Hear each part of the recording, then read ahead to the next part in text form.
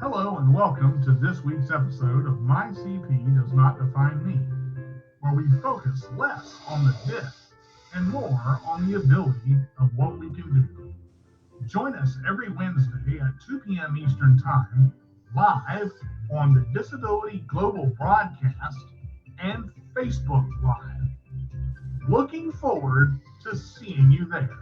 What's up, party people? It's D to the J with a roll away, and it's time for episode 75. We're worth three quarters, can you believe it? 75 of My CP Does Not Define Me. Almost a dollar, not quite there. 25 episodes to 100.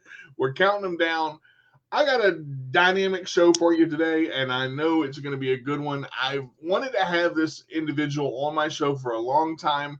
I met her a while back through Kelly's Choice, and it was interesting when I met her because right away we started talking, and she has so many interesting things going on. I'm going to say her first name, but I know I probably will mess her last name up to shreds. I will attempt it, but I want to introduce Neha Siddiqui. I think I said it right. I hope I did. But she is amazing and wonderful, and she has a great story and a great journey. She's going to be with us for the next hour and share some of that. So let me just dive right in. Neha, how are you?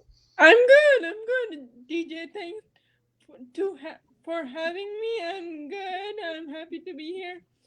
And yeah, I am Neha Siddiqui, as DJ said. I am all sorts of things. My story doesn't stop. I'm an author, motivational speaker, like I'm speaking to you guys today on DJ's show. Um, and I am a life coach. Just recently developing my website and business. I am a associate degree holder in networking and security. So I just graduated a couple months ago, trying to find a job now.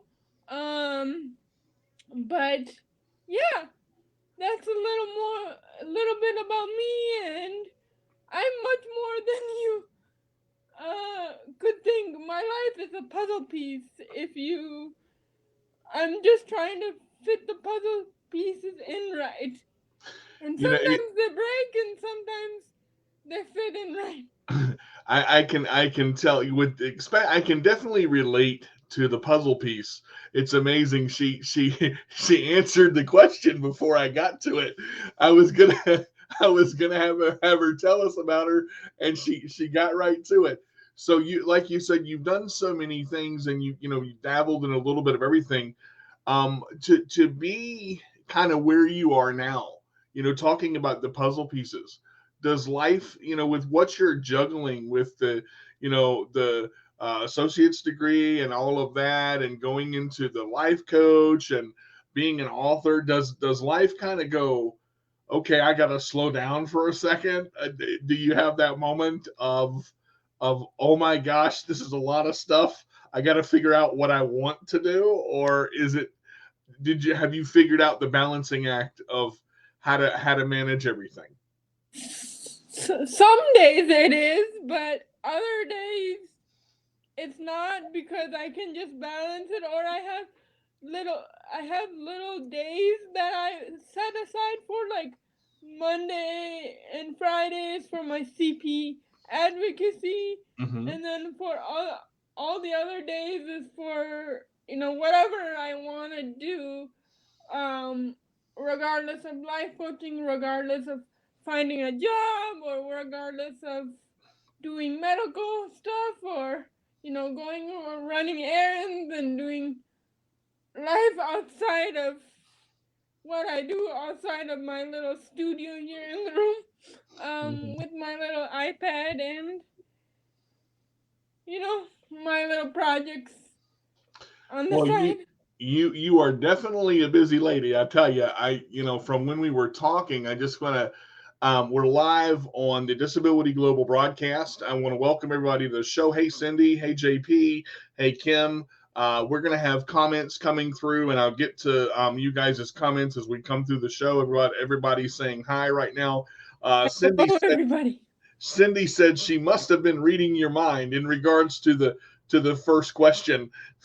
so, so hi, Kelly. How are you? Welcome to the show. Thank you for tuning in. Let's get into your advocacy for CP a little bit first. How did that journey start for you? And talk a little bit about your CP and how it reflected some of that, if you would. Honestly, that journey actually started on Kelly's Choice in 2017. Okay. When I was on their show in 2017, just as a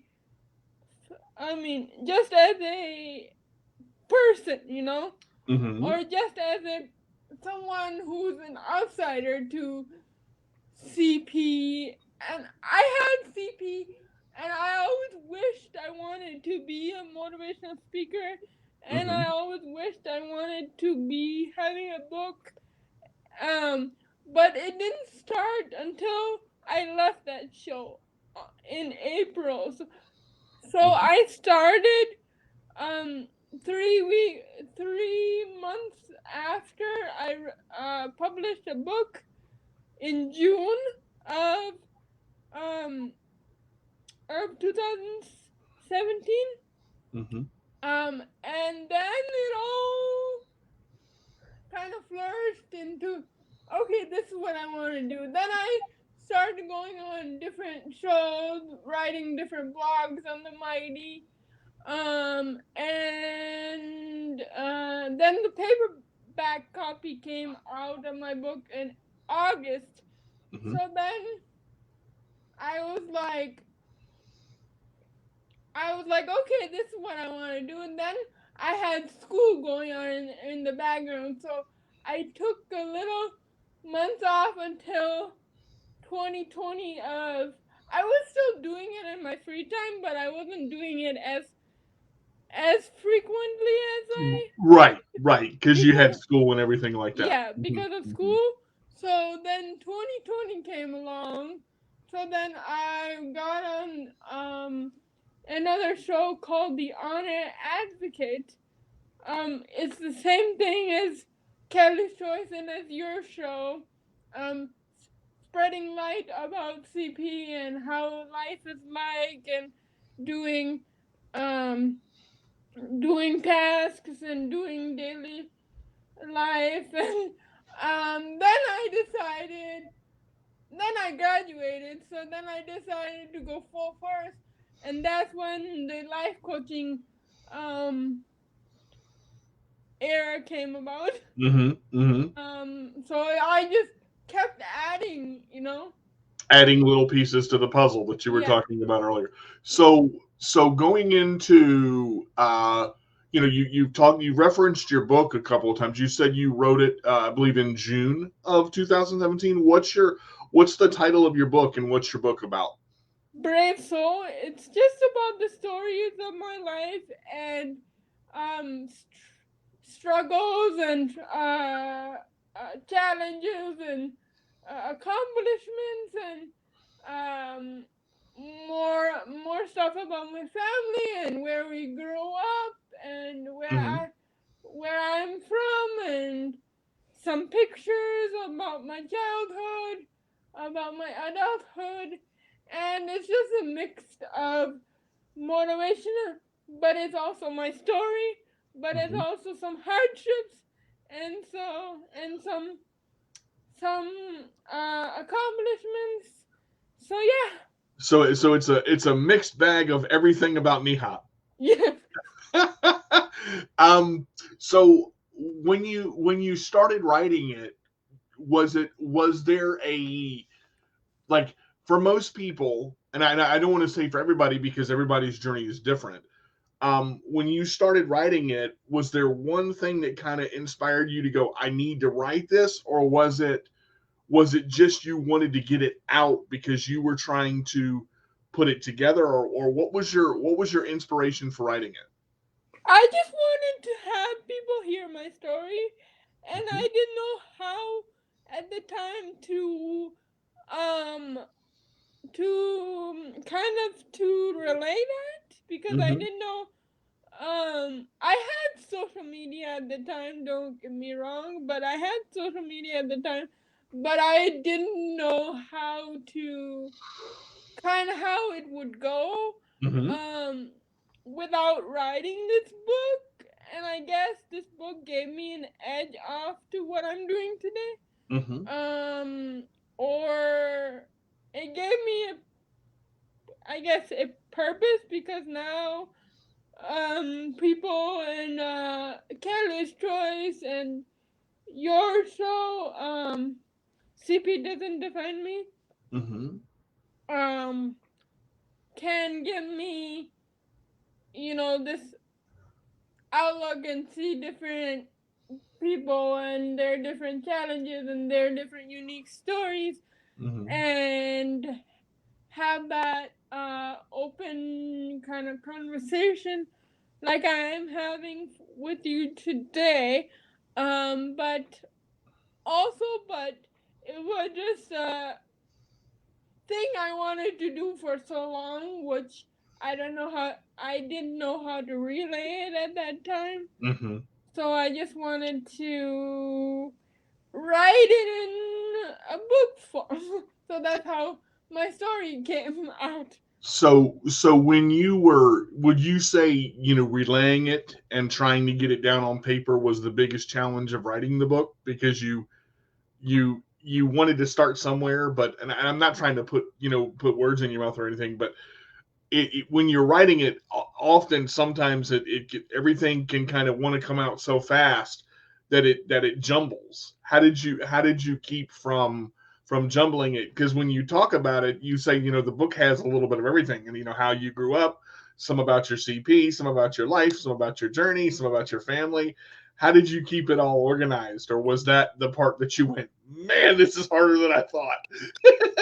Yeah, because I wanted to put so much in it, so it took me time. It was emotional tears. It was like a village of people. It was asking my mom questions. It was her um reading it and over and over again, or my editor asking me questions. Do you want to put this in? Do you want to put this in? Mm-hmm. Because it's sometimes the book can have some, like, I talk about some medications that are when I was born, Mm-hmm. some lung medications, that the doctors have to give me to get my lungs to the level that they wanted to be, because Right. I was born like 28 weeks early, so I was a premature baby. Right. And Mm-hmm. so they had, so those kind of things, I wanted to put medical things also, but I didn't want to put it all in medical Jargon. format. Mm-hmm. I just Mm-hmm. wanted to have everything in Yeah, yeah. there. I, I love that, because I think a book like that gives it variety to where you're not just looking at one thing. This book is not just about one thing. Let me ask you this in regards to the book, and then we'll move on a little bit. So, when you were writing Brave Soul, did it help you figure things out about your life that you didn't know before? Like when you finished it and when you accomplished it, and your publishing team and your mom and your family and the team that you had, what did that do for you? How did it make you feel when you accomplished the goal, and what did it do for your life? It made me feel good, because now, I'm not saying now, but I'm just saying it has brought in more opportunities, and it has opened more, um, it's sparked a light in me. It sparked a Mm, light in me to keep going, regardless of my journey and regardless of, you know, the challenges, and then, I decided to do CP Smiles for Neha. Before the book came out, I didn't know how to relay, and I didn't know I wanted to become a motivational speaker Right. until Right. after the book. So, and I was in high school when going to this transition program, and having a hard time transitioning from high school to going to this transition program and moving to high schools, and then finishing high school here where I live now, and then graduating from here, and then not knowing where to go next because I wanted to go to college but I didn't know how. Mm-hmm. So that was kind of hard, and then I wanted to, still be in physical therapy, and still do my medical stuff. So I didn't know, honestly. I would say till the age of 17, I didn't know what my life would look like. So Mm-hmm. I was just not struggling in a way, but I was just trying to figure out from like 10 to 17 years old. And then after that, I was like, okay, this is what I need to do. So then Right. I uh, I graduated high school, and then I saw seen some people, and then, transition came, and then I went to college. So then when 2017 came, then I was like, yeah, this is for me. I want to spread my wings in motivational speaking and see where see where it goes from here. You talked about a little bit of growing up, and I love that because I would say that the most of the people that I've had on this show, most of the people that tell their journey, they talk about a time where they were trying to figure things out. And you mentioned it.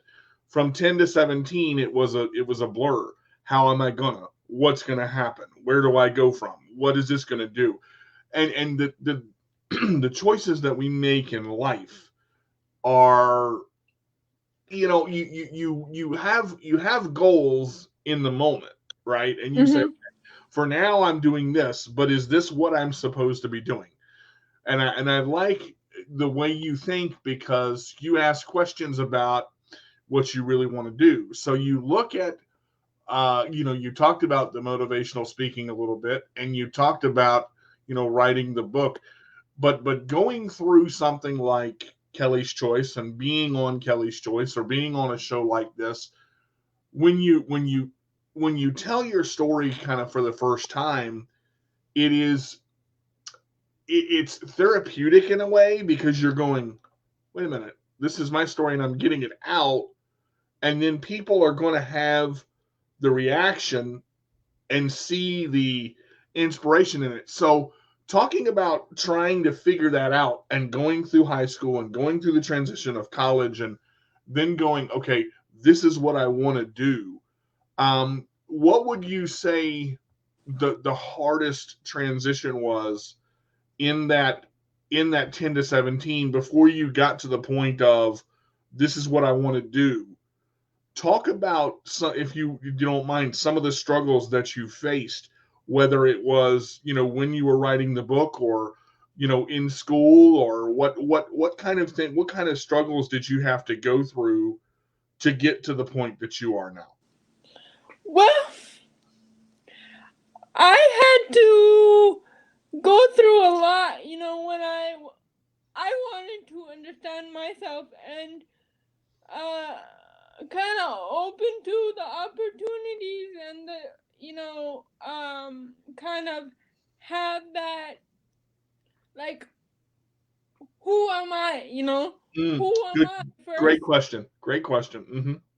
who who is Neha first, to first then go and figure out, okay, where does the puzzle pieces go? Is Right. she gonna go uh after transition? What is she gonna do? Is she gonna wait to go to college, or is she gonna have people behind her to kind of a village of people, or is she gonna write the book, or what is she gonna do? Is she gonna go to a day program, or what is she gonna do? And all in my mind is I wanted to go to college, but I didn't know how to at that time because it was a challenging thing, I would say, but then I did it. Mm-hmm. Um, with the family support, with the friend support, with the community support, and then I came out of college just recently, and I said, you know what? I'm gonna share my story a little more and talk about the hardships in and when I was in childhood, and then 10 to 17 was really hard because I was finding myself Mm-hmm. struggling with physical therapy, with all this uh, figuring how to move and going to swimming therapy and figuring what muscles work and understanding myself, um, understanding who Neha is. And I feel like once I understood that, then I flew. And You know, now, the going, and again, you said something that kind of hit the nail on the head. I think we all as people, whether you have a disability or you don't, whether you're, have spina bifida or cerebral palsy or multiple sclerosis or whatever you face, whether you have one leg, one arm, one eye, whatever it is, there's a point when you're trying to figure out your you. And I've talked about this several times on the show with several people. We don't always know the direction we're going when we're going a certain direction. And with physical therapy, there our goals are different because you said it yourself. You have to, and I don't want to say we, but I'm going to. I think this applies to everybody at a certain point. We as people have to figure out how our own individual CP works. mm-hmm. And that in itself is a journey, and sometimes you're going, hello, can I get this arm to move up, please? Just a little bit. And it doesn't want to do it. And you're like, all right. So you have that conversation with that arm and you go, look, I need you to do this. And I'm going to work on you until you're going to do what I want you to do. Because we know as CP havers, sometimes the CP does what it wants and we go, how did you end up all the way over there? Can you come back this way? And then the therapist will say, try doing it this way. And we're like, I don't want to. I know how to do it this way. This is different. So it kind of figuring out the CP is a big part of the journey for us who have it. But as Miss Winnie has said several times, each case is so different. They're never the same, no matter what CP you have, whether it affects your lower extremities, your upper extremities, or all of it. It's a game of I've got to figure this out. And then once you get a hold of it, then you got to deal with the spasticity, and then you got to deal with the muscle spasms, and then you got to figure out when they happen and how to control them, and do I take medicine? So the journey is would you say the journey is never ending? You're always having to get a hold on it, to not necessarily that it's bad, but you know what I'm saying? Does it make sense? Yeah, it's never ending. Even in the adulthood, I'm still sitting here some days and saying, "Oh, I'm so tight," or I wake up tight, and then I'm tight all day, or Mm. spastic all day, and I say, growing up as a child, growing up with CP challenge. It It is it it, it is. in its own self. So I want to get into college a little bit. Now, you said you have an associate's in cybersecurity, is it? Yeah, and it's networking and security, so computers, but cybersecurity, yeah. Whew. My former martial arts instructor got into cybersecurity, and I was like, no, because I did graphics design in college, and I was happy with that because I got into it. I was happy with it, but everybody that I know now, I hear cybersecurity, cybersecurity. So is that what is thrilling about that? I've got to ask that question because when I think of security, I think of sitting in a shopping mall going, "Hey, take your hat off when you go in the store." I'm not like, Yeah, yeah, yeah. Honestly, um, for me, all these computers didn't come to profession after I said I needed to use more technology to use in my daily life. So, Mhm, and I was, when I was little, actually, for physical therapy, even at home physical therapy, I would walk to the computer and my little hands and my little fingers will just type random letters in Microsoft Word.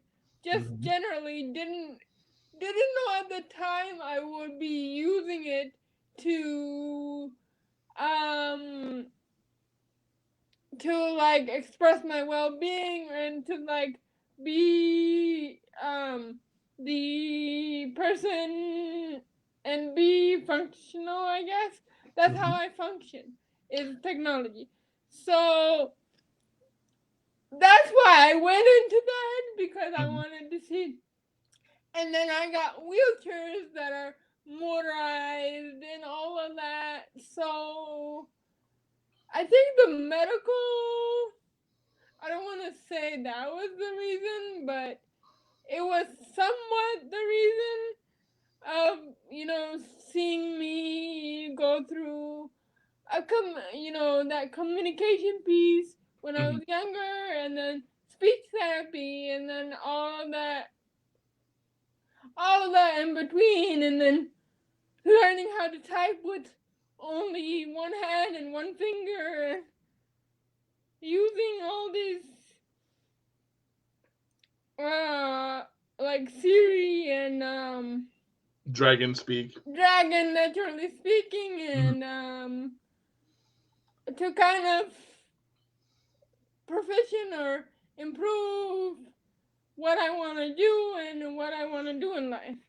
Well, So and again, we look at our lives, and we all have obstacles, and you talked about, you segue into kind of the next form of it. you know, when we're little and we're working on the computer, it's a big toy to us, and we want to press the buttons and figure out how they work and figure out what they do and smash them. And they go, "Don't touch that," and we go, "Why not?" And it's like, So then you have the moment of, "Ooh, shiny red button. I want to push it and see what you know."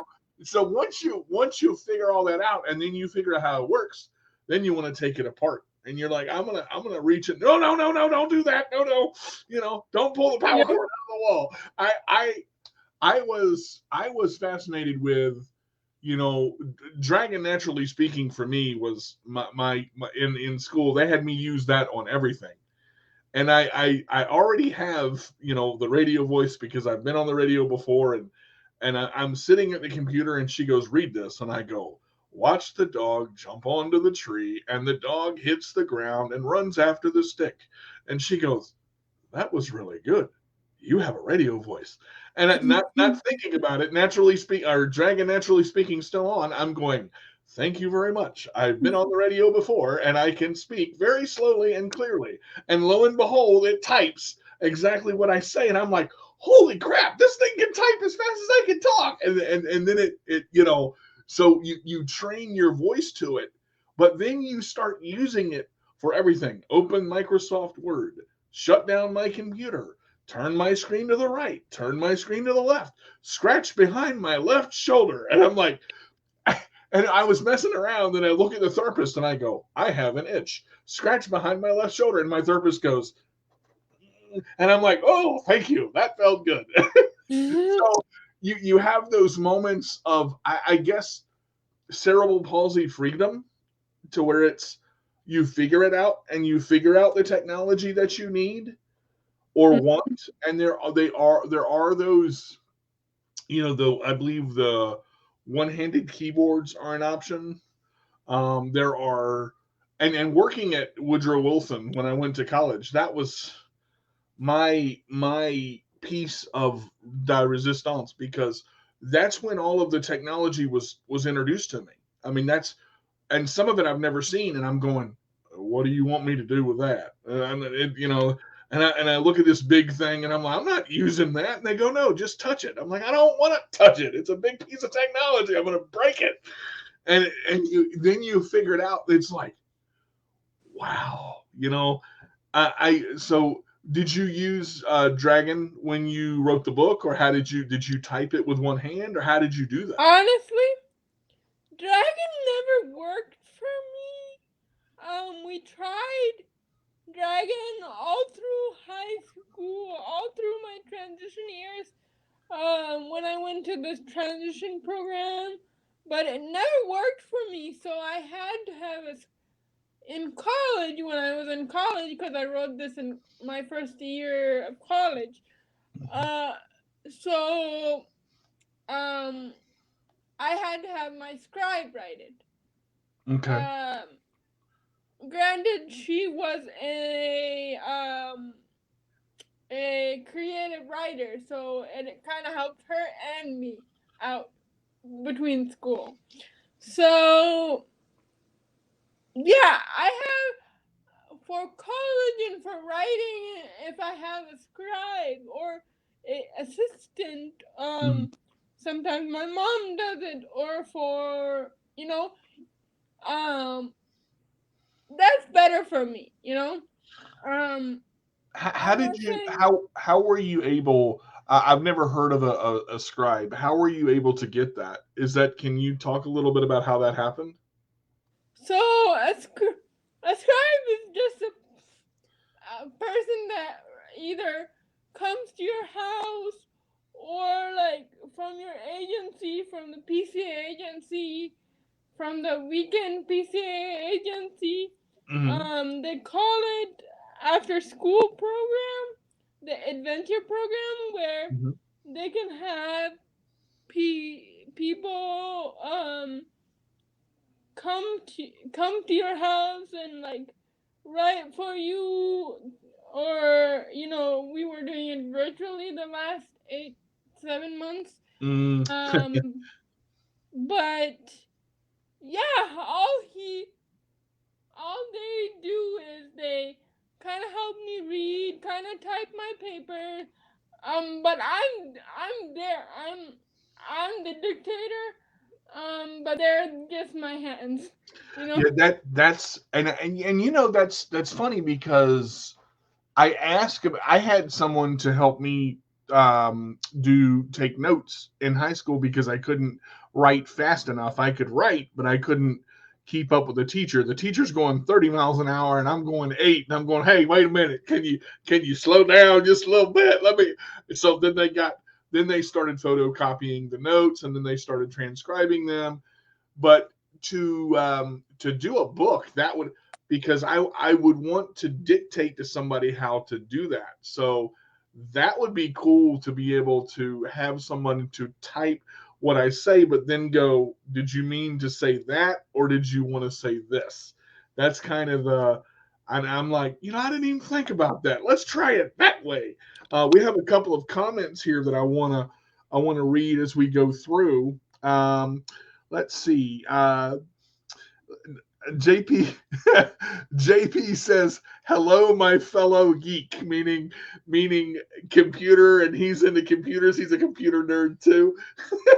um, let's see. Kim says, "Wow, what an amazing story." And let's see. JP says, I can relate. I knew I wasn't going to be physically digging ditches or doing jobs that required me to stand all day. I had to find a career that allowed me to sit at a desk and actually make a living. Computers just seem uh, like a logical choice. Kim said, Dragon is my favorite to use. It helps with typing so much. Then Cindy said, technology is great now compared to when I was growing up. And then finally, Cindy said, but then I am from the dark ages. So I can relate with Dragon. Now, with you, I can see where you're able to get your point across, but with the computers now are so sensitive and they pick up everything. And if you sniff on the microphone, like it will write the word sniff. And I'm like, no, that's not what I wanted you to write. Like, so you have those moments of Dragon, don't do that. And it goes, Dragon, don't do that. And I said, no, wait. So you have to tell it to go to sleep. And I'm like, I'm not tired. She's like, no, you're telling the computer to go to sleep. And I'm like, why? Yeah, and I have to pause for a second and think. So I think that's harder for me to do because I'm like, and then it doesn't write anything when I. Right. Sometimes it doesn't hear me right because I'm talking so slow or trying to think, and I'm like, we tried it all, like all all the time, but then we we figured out that I'm not learning any. I mean, I'm not learning much I need to learn. Right. So why then put it back in the back burner? And if you want to try it, great, try it.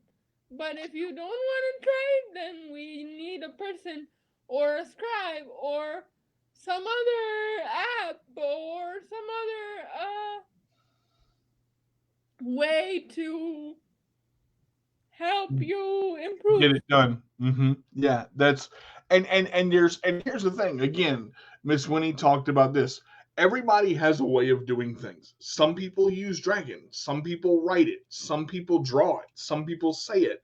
Some people dictate it. Some people take it and the telegraph and they and they put it out and it's a long way to do it. But look, as long as you get it done and you get from point A to point B, and you can get your message across, I think that's powerful. And the fact that you are able to see, because people, and a lot of people that don't have CP don't understand speech. Okay, and when we say don't understand speech, the throat is a muscle. So for you to get words out, and when you start, sometimes that struggle of that first syllable, once you get going, you're good, but then you got to breathe.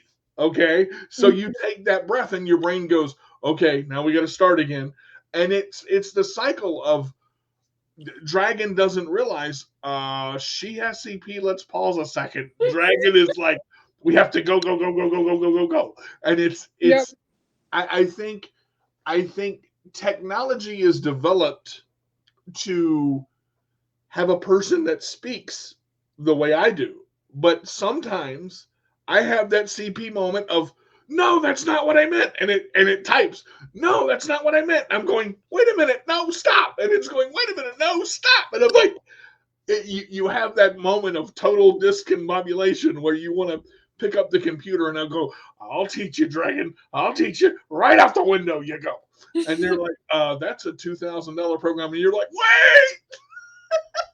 So you have to learn what works and you have to modify it for you. And I think you've done a wonderful job with that.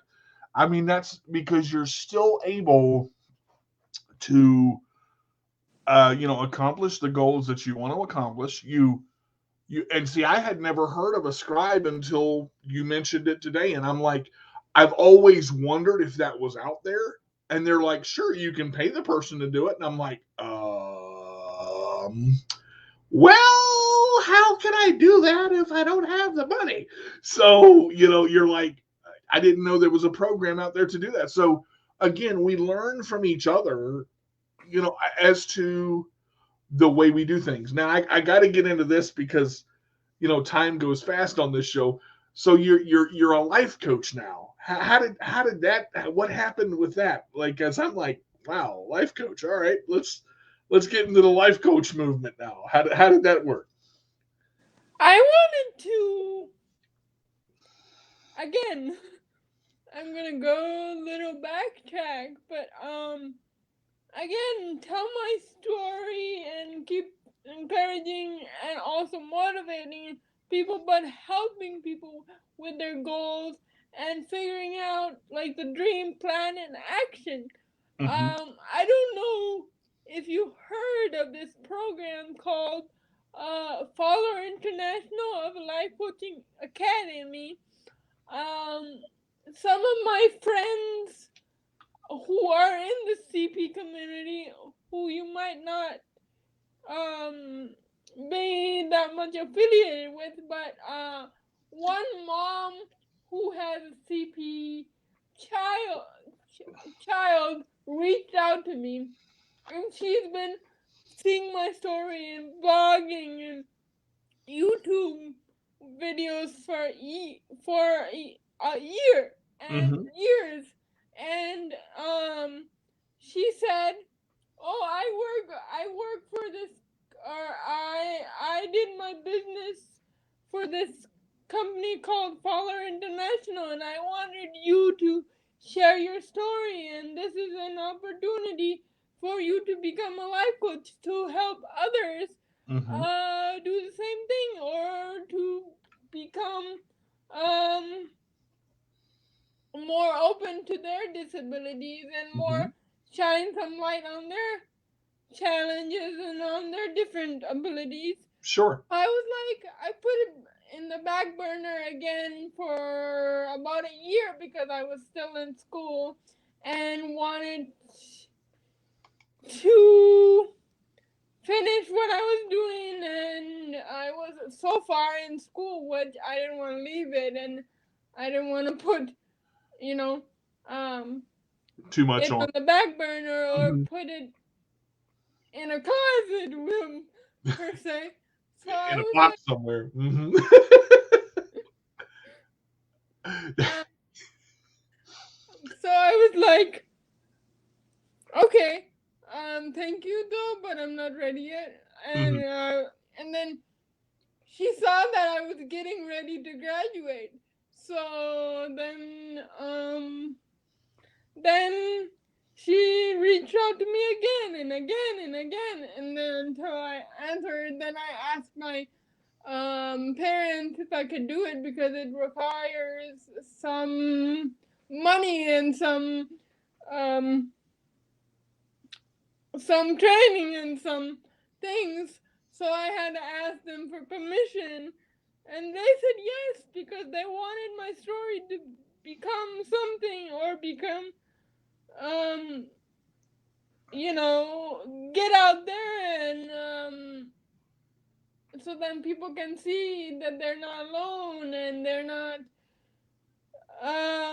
having the same challenge. I am still having the challenges, or I'm, how do I improve them? So then I started the training, and then it went on from there, where I got certified to do it for other people. So now I'm finding clients. I just built a website that launched on Saturday. Wow. So yeah. You know, and again, it's this show has been absolutely amazing because if you look at the steps that you've taken, and I've referenced Miss Winnie a couple of times in this show already, and she always says, you never know who's watching or who's listening, or just because they don't comment or just because they don't say anything at first doesn't mean that they're not paying attention to what you're doing. And the fact that this mom kept reaching out to you and saying, look, Neha, will you do this? Neha, will you do this? I think you should do this. There was something inside that she saw with your story and with what you're doing. Because I've seen your YouTubes and I've subscribed to you.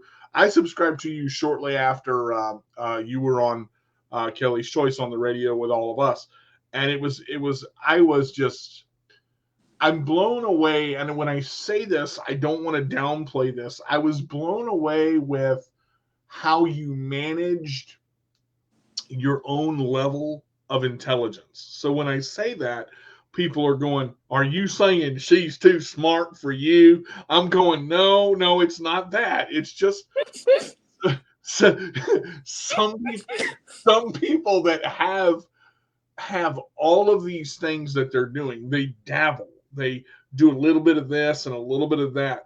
But you have sort of, for lack of better terms, exploded into the world with everything. Because I look at you and I go, I was in your spot, you know, uh, a year ago, 6 months to a year ago, until Miss Winnie goes, I want you to do this and this and this and this and this. And I'm like, I don't want to do this and this and this and this. I want to do one thing and stay where I'm at, and I'm happy with it. Don't nudge me. No. And then I'm like, well, okay, let me try this. And when you get when you start reaching people, it does something to you. That's why, like this it, show, it grabs a hold of you, and then it's go it's ahead. fulfilling. I'm sorry. Yeah, no, you're absolutely right. That's exactly the It's word I was it's looking like for. fulfilling. It's like, okay, if I can touch someone's day, or if I can touch, you know, One person. one person, then my job is done. Yeah, that, and I think, see, it took me a while to grasp the one person thing. Because I was like, I want to be everywhere all at one time. When I do the show, I want everybody to listen, I want everybody to watch, and I want to have all of the people just listening.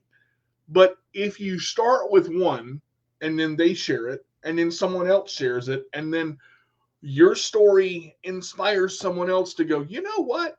If she can do that, why can't I? And then they move and make one step in the right direction, because all it takes is one step in the right direction.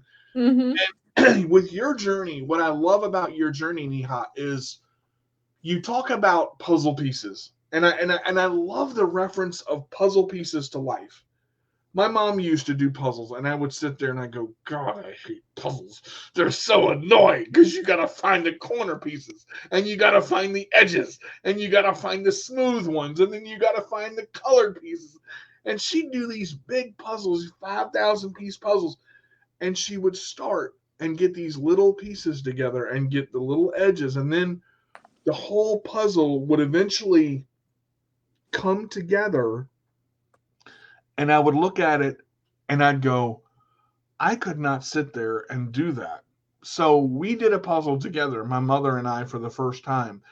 And I didn't let it frustrate me. I took it one piece at a time. And I'm amazed in your life because you've taken these puzzle pieces of college, of motivational speaking, of writing your book, of all of these things that you wanted to do, of being a life coach, of managing your page that you manage, and you have all of these things. So you have you know hundreds of different avenues that you can reach people with, and they look at Neha, and it's like you said earlier, they see you as Neha, but then when they know you, they go, "Good God, is there anything she doesn't do?" Like, and Yeah. and then it's so awesome to be able to hear your story and to have you to share this. This is awesome. I'm very proud to know you, and I think that the sky is the limit for you. So I guess I have two questions left for you. What is next for you? Are you working on anything currently at this point? No, actually, I have a little bit of break, and then for like the month of December, and then we'll see what the new year. brings. I mean, the website was the last thing to launch Right, which for the was life coaching. this Saturday, right? You launched it. Yeah. Mm-hmm. But other than that, I don't know where to go from here, which is kind of a new a close the end of chapter on here. Mm-hmm. I mean, Mm-hmm. I'll open the chapter in a month or so again and Mm-hmm. figure out what I want to do. Potentially, because of the life coaching thing, I'll still be working on the life coaching thing, but no big projects um that that go with the CP or my Right. daily life or my story.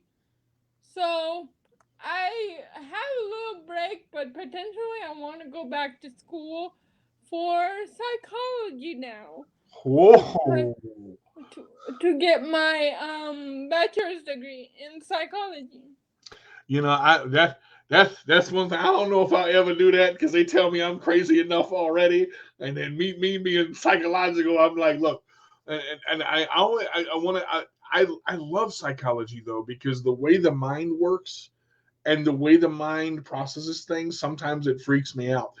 I think I'm definitely going to have you on again for a part two. I think you interest me a lot in the way that you do things and you process things. I think there could be another book in your future. Just saying. Just putting it out there. But I do want to thank you for being on the show today. It's been an honor. For those of you that are just coming in, guys, please go back and watch the replay because this lady right here is powerful. And I also will ask you to share this because it's this right here is the definition of how to get it done. It doesn't matter what obstacles you face, there is a way to get to point B. And sometimes you're going to struggle with figuring it out. But the figuring it out part, once you go through that and you get that moment of, okay, now I know where I'm at and where I'm supposed to be. It's a relief, and you've done such an amazing job with your book and your associate's degree. It's so great to have support. So, is there any last minute words you want to share of motivation or anything like that? Honestly, do what you think you can do because that's one of my mottos, and that is from my book called Brave Soul.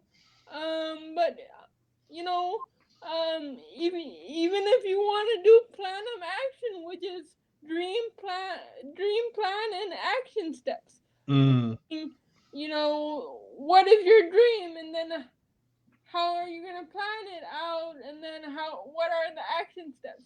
What's first? What's next? Kind of what I say. What is a puzzle piece? Put the puzzle pieces together. yep. And Yep. I guess that is sometimes can be hard, but honestly, it took me 7 years to um get here. I mean, Mm, all the way from 10 to 17, and then now I'm older than that. But it took me like 7 years to kind of understand who I am, and then right. Right. 17 came, and then I said, okay, let me just flourish and try to flourish, and I'm like, now I'm a now I'm a flyer. Now I have wings. Mm-hmm, mm-hmm. And So that's never look back now because I mean you always want to go forward. Where can we get your book Brave Soul? it's on Amazon. If you want me to, after the show gets done, I can put it in the comments. Please do so because I will be ordering the book today. I definitely want to. I've every person that I've had on the show that writes. Brownisha Blackman is an author and a writer. She's fantastic. I've ordered her stuff. I'm going to order yours. I know some other people who shall remain nameless that are in the process of writing a book are writing it, but when that comes out, I'm going to buy that. I'm in the process of writing one. I've been in the process for a while, but I need to find a scribe to help me with it. So I may actually contact you after the show on that. But if you want to share, or if you would like to share, feel free. How can people reach you, or how can they follow you on social media? I'm everywhere. But here on Facebook, I'm CP Smiles for Neha, or just follow me on my personal page. Or send me a message on either CP Smiles for Neha or my Instagram, which is Siddiqui. Just my last name 525, and then either I'm on Spotify because I have a podcast, so you can listen there. Wheels Don't Matter. I'm obviously on Amazon because of my book, and I'm on the Mighty. My website has everything, so I might put that in the comments. Yes, please do put that in the comments as well. We have a question here actually from Milton. He asked, do you have an audiobook? Yes, I do have an audiobook version. It's a Kindle audiobook version, but I do have an audiobook version. Milton, I'll have her put that in the links as well. This has been so great. You are awesome, sister. Let me tell you. I'm definitely going to have you back again. This has been great. Thank you so much for being on the show. I love you to death. My God, if I could hug you, I would. I hate computer screens. This was so fun. Neha, this has been an honor. Thank you so much for being on the show today. Thank you, DJ. I love you too. I love being here. This is so fun. Stay with me. I'm gonna play my outro real quick and give my media plugs. Stay with me though. Don't go anywhere. Guys, if you want to catch the next week's episode of My CP Does Not Define Me, it'll be episode 76, Wednesday at 2:00 p.m. You can catch me on YouTube. My CP Does Not Define Me. You can catch me on YouTube at Chairmaster Games, and on YouTube at Worth the Wait Cooking with DJ Carter. Instagram, My CP Does Not Define Me. Twitter, My CP Does Not Define Me at Minion Sports. My blog, CarterDJ85 at Wix.com. And I always say, if you can't be good, be bad, but be good at it. This is D to the J with a roll away, saying we'll see you next week for the next exciting episode of My CP Does Not Define Me. We'll see you next week, guys. Everybody take care. Bye, guys. All right, everybody. That's going to do it for this week's episode of My CP Does Not Define Me. As always, you can catch us every Wednesday at 2 p.m. Eastern Time on the Disability Global Broadcast and Facebook Live. If you haven't already checked out our YouTube channel, My CP Does Not Define Me, we post all of the show videos in our My CP playlist. I'm your host, D to the J with the roll away. And if you can't be good, be bad, but be good at it. We'll see you next week.